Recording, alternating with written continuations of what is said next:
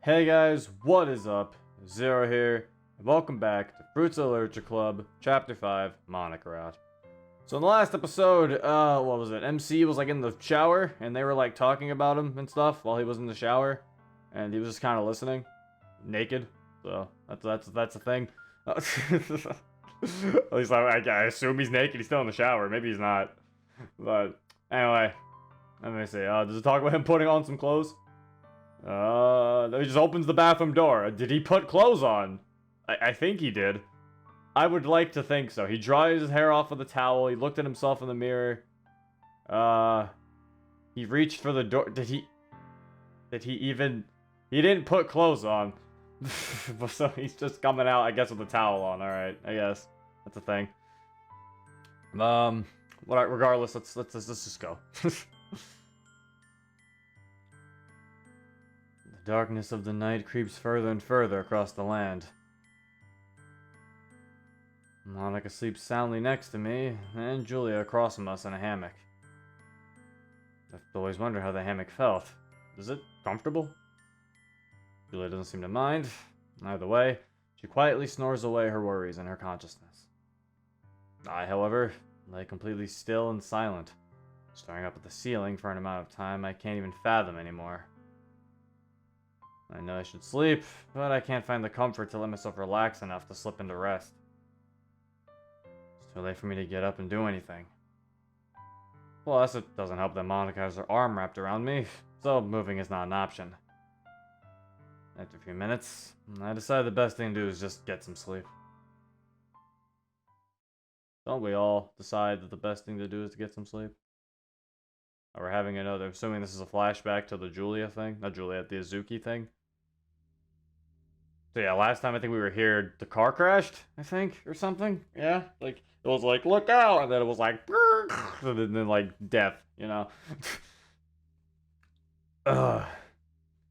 Hello? Uzuki?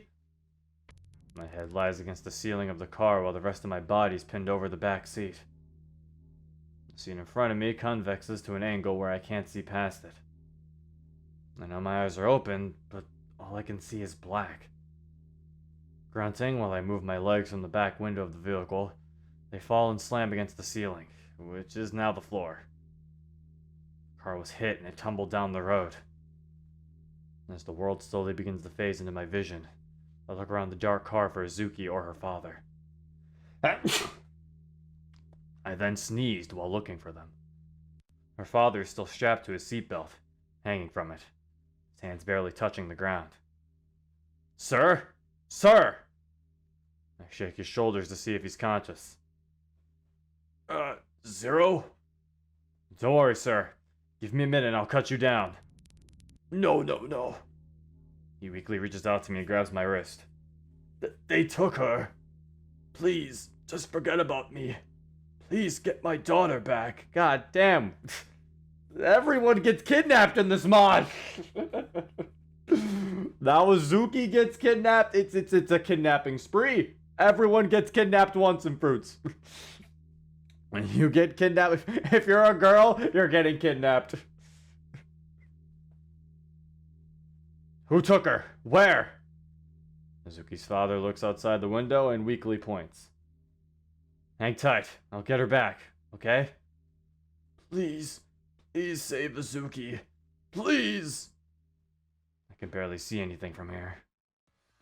I look out his window and see a group of people, dressed completely in black, dragging Uzuki across the asphalt road. She kicks and thrashes around in desperation. Ugh! My side stings and draws my attention away. Looking down, I find a moderately sized piece of glass wedged in my left hip.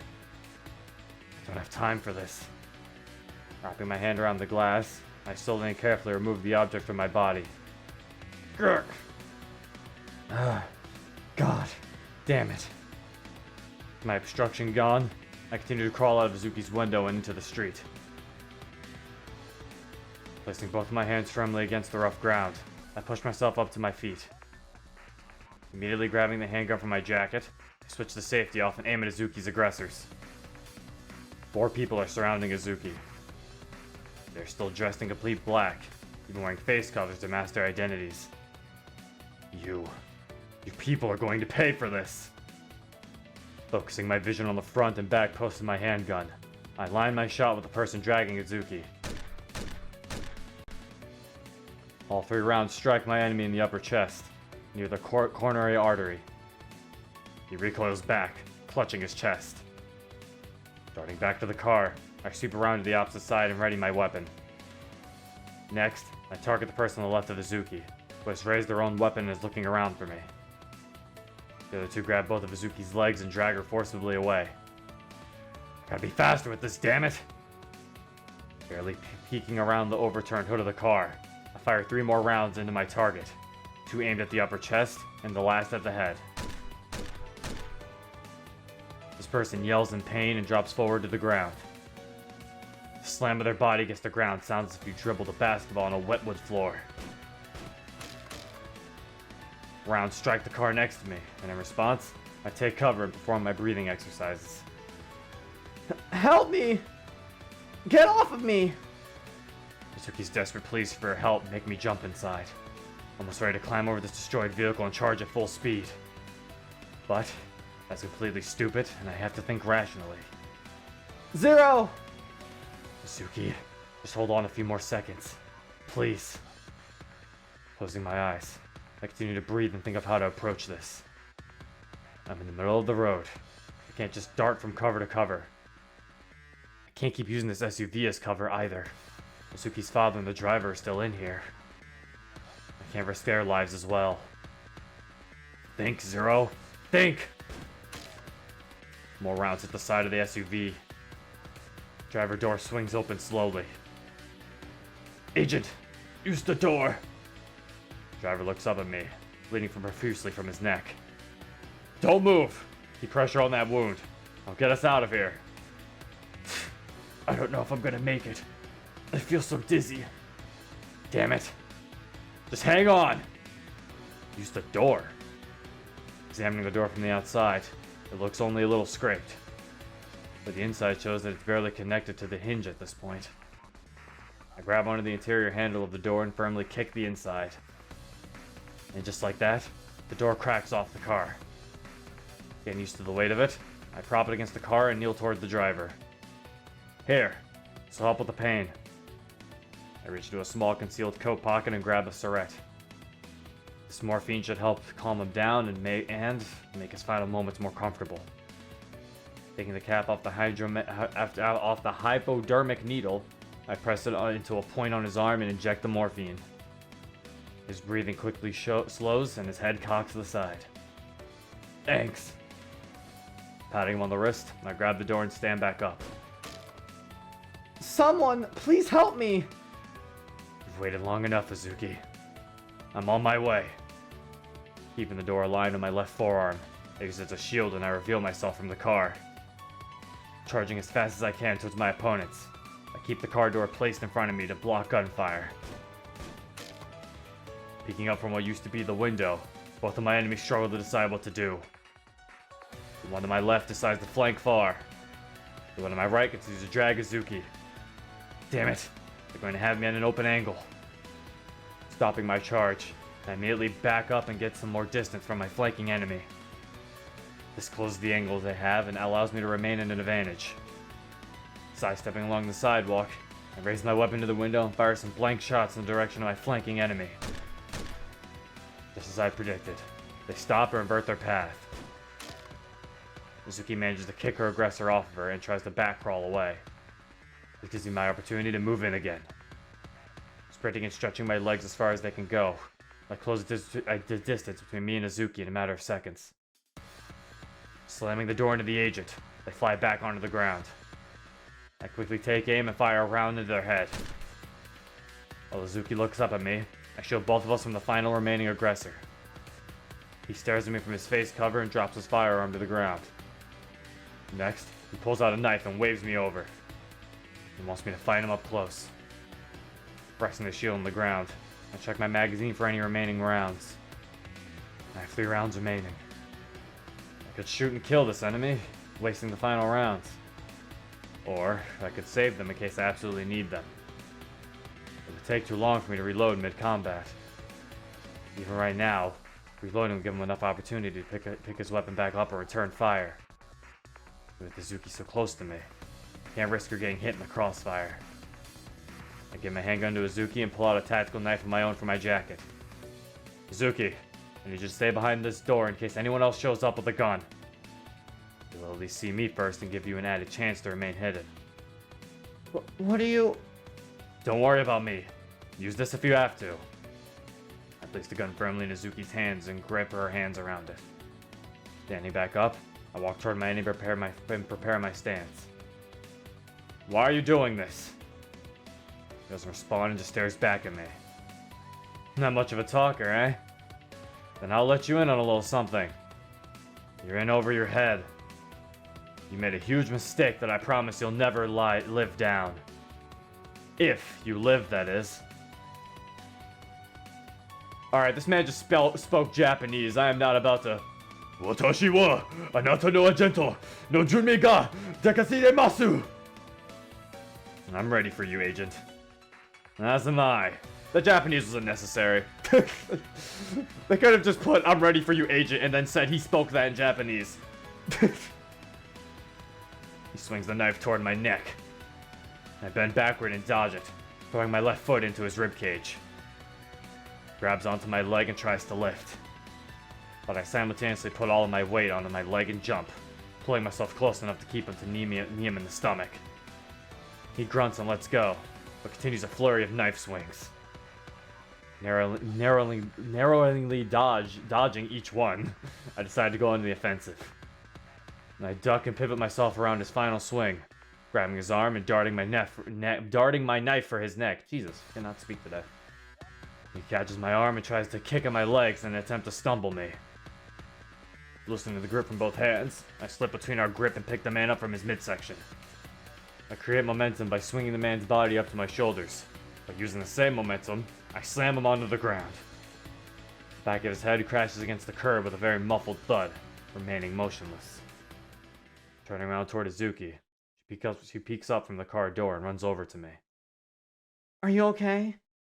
I'm fine. What about you? I don't feel very good. She clutches her stomach and seems weak to stand up. Let me see. I remove her hand from her stomach and pull her shirt up. Jagged piece of glass is lodged inside of Uzuki's stomach. Too big for me to remove without further damage, but not small enough that she could continue to bleed at an alarming rate. Jesus. Uzuki, go sit down next to the car on the sidewalk. The police should be here any minute because of the gunfire. They can get you an ambulance. Are you sure? Yes, sweetheart. Please. I wrap Uzuki's arm around my shoulder and carefully walk her to a safe spot on the sidewalk. Quickly returning to the car, try to open the passenger side door to her father, but it doesn't budge. Damn it! Grab onto the handle and place one of my feet next to the door on the car's body. Using as much strength as I can muster, I pry the busted door open little by little. When it's open a good amount, I sit on the ground with my back against the body of the car and use my feet to push the door. It eventually releases and neutrally swings open. Peering into the vehicle, Uzuki's father weakly stares back at me. Is Uzuki okay? Is my daughter okay, Zero? She's gonna be alright, sir. Let's get you out of here, okay? I try to press the button on my coat to start the radio, but nothing happens. Damn it. The crash must have broken it. Pressing the knife against the seatbelt, I cut Uzuki's father down and carefully pull him out of the car. When I go across the car to the driver, I feel an area on his neck untouched by blood and sigh. He didn't make it. Cutting him down and removing his remains from the car, I hear the sounds of sirens in the distance. Okay, hold up. I'm confused. I thought the driver was... wait, was both the driver and her father represented by man? That's why I was confused. Yeah, that... Should I at least call them driver or something? Because I was like, or father? Because I'm like, wait, was he the other guy who was named man?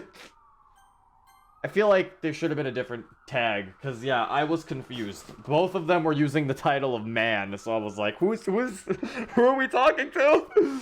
Okay. So her father lived, but the driver was the one who was dying. Okay. Okay, now I get it.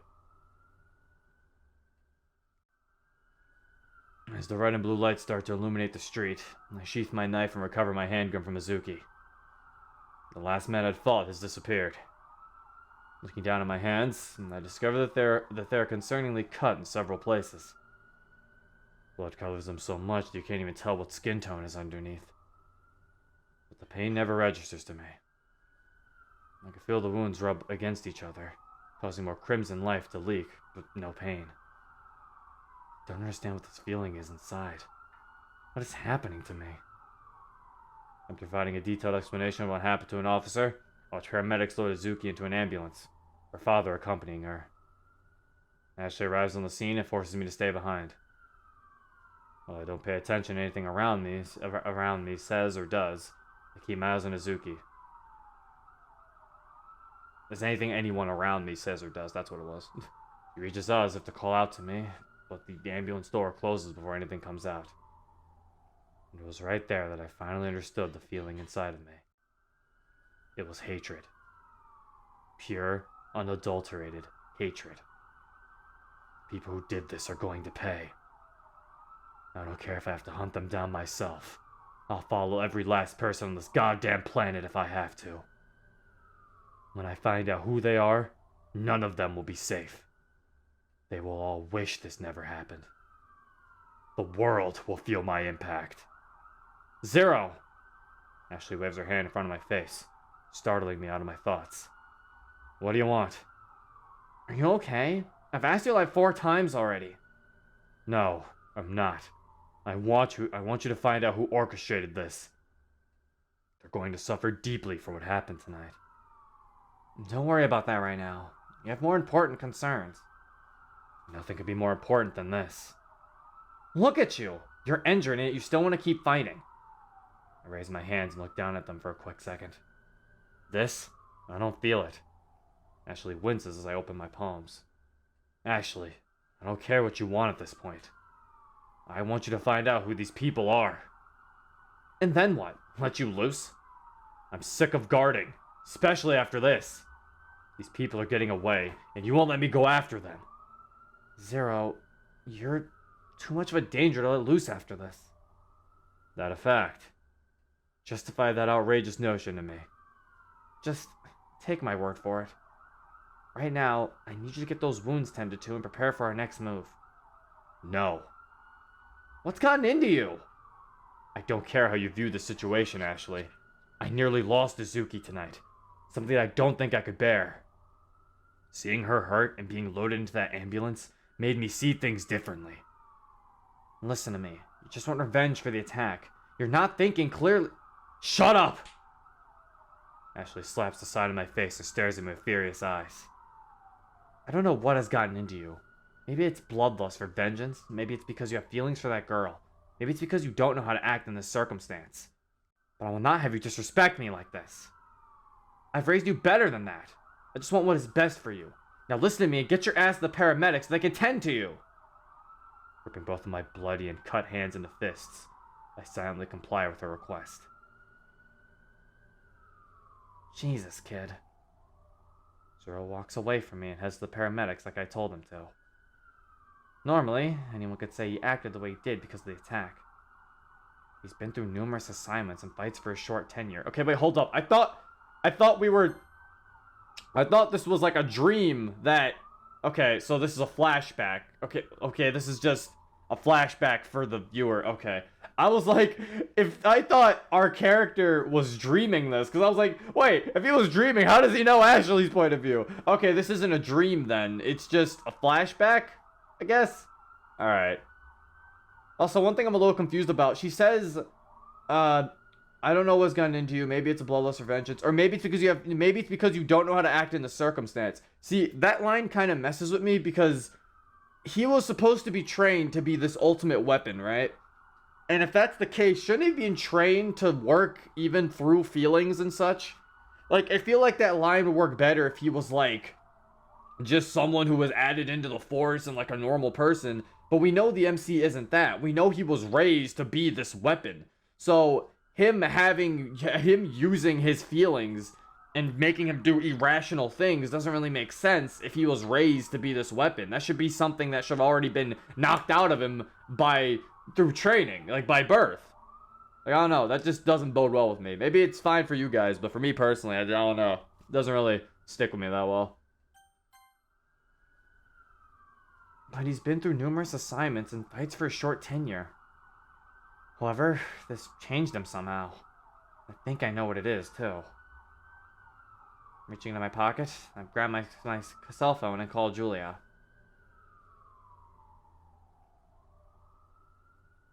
Hey, Ash. What's up? I need to talk to you. What's going on? Do you need me? An attack happened tonight, and Zero was caught right in the middle of it. Oh my god, is he okay? I don't know, to be completely honest with you. What do you mean? He's only hurt in a couple of places, but claims he doesn't feel any of it. But there's more. The driver in their vehicle was killed. Uzuki was wounded in a car accident and nearly taken by the group, and Uzuki's father was pretty stunned too. But he kept demanding that I let him loose to find and take these people down. Wait, you don't mean... I saw the same look in his eyes as he had that day. My god, so we were right. Yeah, I'm gonna keep a close eye on him to make sure he doesn't go out of boundaries we set for him. Well, if the girl is hurt, then I don't think we have much control anymore. Bullshit, Julia. Like hell I'm going to give Zero up to that. Oh, well, if anyone can control him best, it's you. I'll call you later tonight. Answer my call when I do. You think I'm staying up? You got yourself mixed up if you do. So help me God, I will run you up the mill if you don't. Fine. You're sending me money for my coffee in the morning. Sure, whatever. Talk to you later, Ash. Talk to you later, Julia.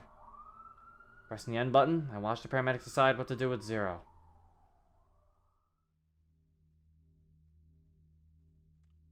Okay, so we are still Ashlee? I think?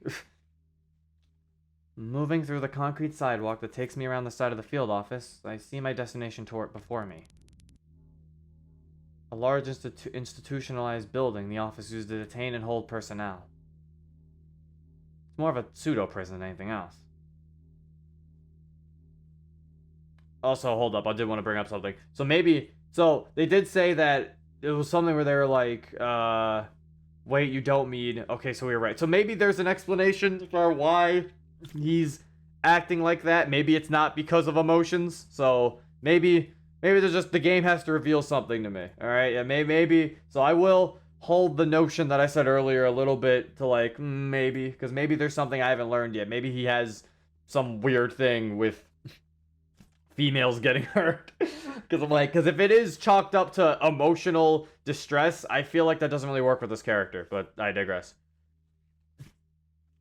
Julia and I just departed from our office. She got me the connections needed to obtain the detained people from the other night. Hold up. Okay, yeah, so are we... No, okay, no, we're MC. What? God damn it. I was... There was no transition to tell me that. That's why I'm like, okay, so wait, so we're MC. I feel like that's one thing. If we're gonna I feel like if we're gonna switch point of views, they have to be more clear on whose point of view we're switching to. Because it's really hard to know when it's just a wipe left scene. I still get angry thinking about it. Those people followed Monika to her house and then attempted to attack her while she was in it. The hand felt odd earlier in the day. I think I could have caught on. I'm just glad I was able to get there in time. But on this day, I'm going to force them to talk. No one is going to stop me. Reaching the building, the entrance has an access control panel installed to the left of the wall. I swipe a keycard given to me by Julia, and then open the now unlocked door. Walking into the room, I see one of my targets handcuffed and restrained to a chair. I look to a mirror on the other side of the room and wink at it. Rolling up my dress shirt sleeve, I blouse them a little above my elbows. Loosening my tie, and I do my collar just a bit to let myself breathe more comfortably. Do you mind telling me what the hell's going on here? Why is a kid questioning me? What kind of police department is this? You don't remember me? Why would I remember you? Oh, something that a grown man who had his ass handed to him by a kid would remember. You're that kid? Oh well, this is just great. Give me your badge number. I'll have your job for this. You want my badge number? I place my face inches from his. It's 4219. I slam my right fist in the side of his head as hard as I can. His eyes bulge and he nearly topples the chair over. I grab his shirt and sit him upright. You son of a bitch! How dare you do this to me? I want your supervisor. I want your supervisor's boss! You're going to be in this seat for what you have done. Hey, let me tell you something, old man. I am not an officer. What? Then how did you get in here? I have some questions for you. If you answer them for me, I'll leave. You go back to your cozy cell in the precinct. Me? Submit to you? You're out of your mind, kid. I don't need to tell anything to anyone who isn't no cop, man. I grab hold of his head and force him to face me. Why were you going after the girl? I'm not saying anything. So go fuck yourself. I walk over to one of the corners of the room where a bucket lies. Grabbing the bucket, I retrieve a towel and place it over my shoulder. Next, I grab a container of gasoline from the bucket and a small metal rod. What are you doing? Me? Nothing. Just preparing stuff for a game. A game? What do you mean by a game? You'll see. Opening up the container of gasoline, I grab the towel and place it over the man's head. What are you doing? Stop! Oh, don't act like you don't deserve this. I grab the metal rod, and after lifting the towel, shove it into his mouth to force it open. What are you doing? You'll see what I'm doing soon enough. Draping the towel back over the man's head, I grab a large bottle of water stashed behind the bucket and uncap it. Letting the plastic cap of the bottle fall to the floor, the outcome of it makes the man start to struggle in his restraints. Gripping his head in one hand, I force him still and slowly pour water onto his face. As the water seeps into the towel and begins to cover his head, he struggles to breathe and begins screaming. Ah yeah, to simulate drowning. Or waterboarding, yay! Keeping my eyes onto the man's covered head, I watch him struggle to breathe through the damp towel. The great thing about this method of interrogation is that he won't die. He'll still be able to breathe, but he'll constantly have the sensation that he's drowning. After about 30 seconds of him struggling to breathe, I move the towel from his face. Are you ready to answer my question now? He lowers his head and looks down to his lap. The bar in his mouth still forcing his mouth open. As he gasps for air, I grab him and force him to look at me. Are you going to make me repeat myself? He gives a death stare and tries to headbutt me, but misses terribly. Alright then, you seem thirsty. Let's give you a little more water. He starts to yell out again as I pull the towel over his face.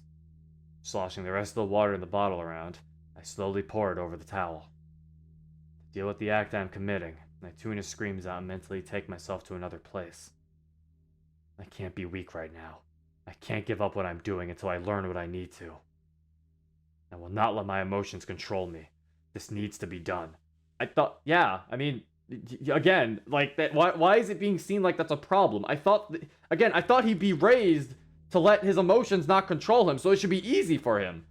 I don't know why it's being presented as if it's a struggle for him. I thought, like, if he was a raised weapon, that should have been the first thing to raise him as, to let his emotions not control what he does.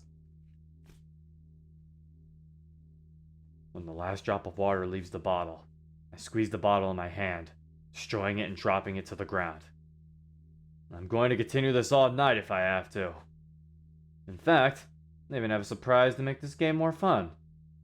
Picking up the pretty heavy-weighted container of gasoline, I lift the towel and reveal it to the man. You know what this is? It's gasoline. Sloshing the gasoline around, his eyes widen.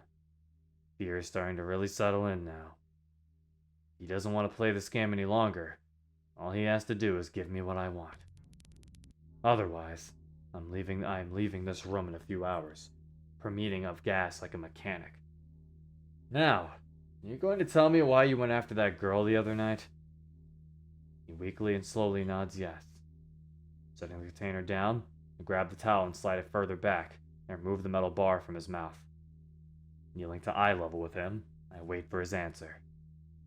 You monster! How could you subject someone to these conditions? Was that the answer to my question? Fine. I was asked to follow and kidnap the girl. Asked? Who asked you to do that? I don't know who. You're lying. No, I'm not! I'm not doing this with you. I grab the towel and cover his face with it again. No, don't do this again, please! Standing back up, I grab the container of gasoline and start to pour a small amount over the towel. Not enough to fully asphyxiate him, but enough to make his eyes, nose, and throat burn. Ah, stop! It burns! It burns!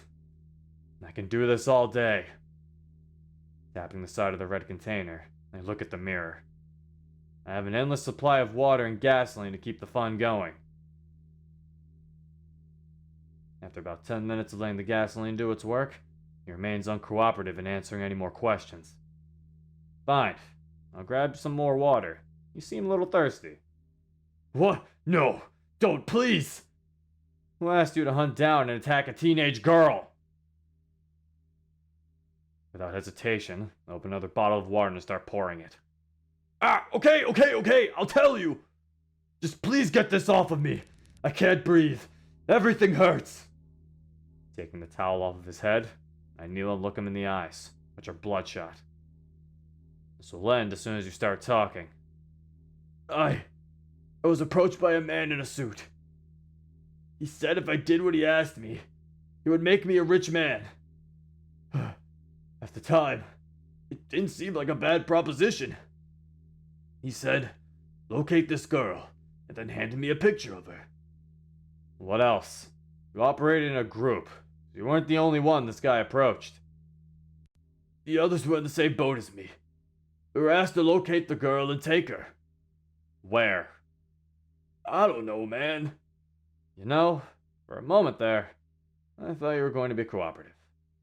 I was looking forward to getting out of this room and into a proper shower. But now I guess I need to get... No! Fine!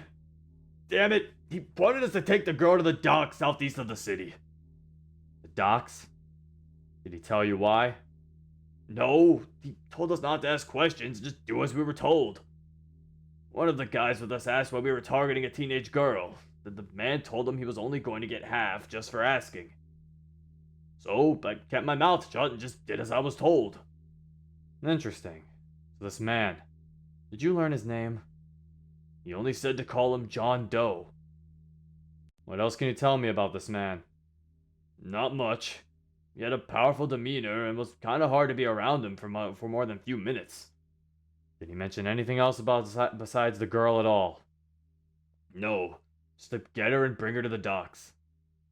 Does he know you failed? I have no idea. He could have had someone follow us. It seems like something he would do. But other than that, I don't have a clue. Did he give you any means of contacting him? Not that I can remember. I remember questioning part of that myself. I didn't know where in the docks to bring the girl. How to let him know where we were there. That means he had other means of figuring out if you were there. What did he look like? Did he have any tattoos? Any distinguishing features? None. He looked just like a normal person besides the creepy feeling he gave off. White, kind of tall, black hair. I think brown eyes. I honestly can't remember. Please, let me go now. We're not finished. Did he have an accent? Kind of. He spoke very good English, but I could tell that there was an accent there somewhere. I don't know what it is, though. Do you have any other details about him? No. We interacted that once, and I was blinded by the potential money I could have got. Well, you made a huge mistake doing that. Whatever, just let me go like you promised. Promised? I don't recall promising that. What? You said that if I answered a question, you would let me go! Nowhere in there did I promise I was going to do that. You little mother! I need to verify everything you've told me. If they're true, I'll see what I can do. The man practically growls at me. However, if what you told me happens to be false, and you lied at all during this, I'll be visiting you every day. You know, payment for wasting my time. Whatever. I told you everything you asked for. I'll verify that all myself. I wipe my hands off on his pants to get excess gasoline off. After standing up and approaching the door, I turn around and raise my index finger. How much did he offer you? What? I don't remember. Oh, you can't remember the amount of money that this strange man in a suit offered you in return for kidnapping a teenage girl who's still in high school? And after taking her, you were to bring her to the city docks? Something doesn't add up there. Fine. He offered between all of us a divided percentage from 3 million. 3 million. Thank you. Before I go, is there anything else you're hiding from me? Because if you are, I will find it. No, that's all. Thank you. Without hearing another one of his words, I open the door and exit the room. And that's where we're gonna end it here. Alright, so yeah, things are getting interesting, I guess. So, I guess now we know that they were... So, he said that he showed a picture of the girl. So, that means that they're specifically targeting Monika? I guess? It says one of the guys asked why we were targeting a teenage girl. So, it means that they showed a picture of Monika and said to get her. So, now, are they still going after Monika because they think it's Uzuki? Or are they just going after Monika because they specifically need Monika for something? Which, granted, if they specifically need Monika for something, I don't know what they would need her for. She's a regular high school girl. So, if we go by the case of that they're going for Monika specifically for Uzuki, I feel like if you literally get an image of another girl, you'd be able to tell that's not the same girl. But regardless, I'll wait and see what image they're referring to. We'll have to see what happens. This is post-recording Zero here, and after thinking it through a little bit more, the most logical reason is most likely that if they are specifically targeting Monika and not thinking that she's Uzuki, then the one thing I can probably think of is they're mostly just going after MC and kidnapping Monika to get to him. That seems like the most logical reason. That's the one I'm banking on now. But yeah, back to the outro. Just... all I'm gonna say right now is we haven't heard from Monika in a while, so I swear to God, if she ends up getting kidnapped, then, like, come on now. Anyway, that is it. Hope you guys enjoyed. If you want to download this for yourself, the link will be in the description down below. And yeah, this has been Zero. Peace.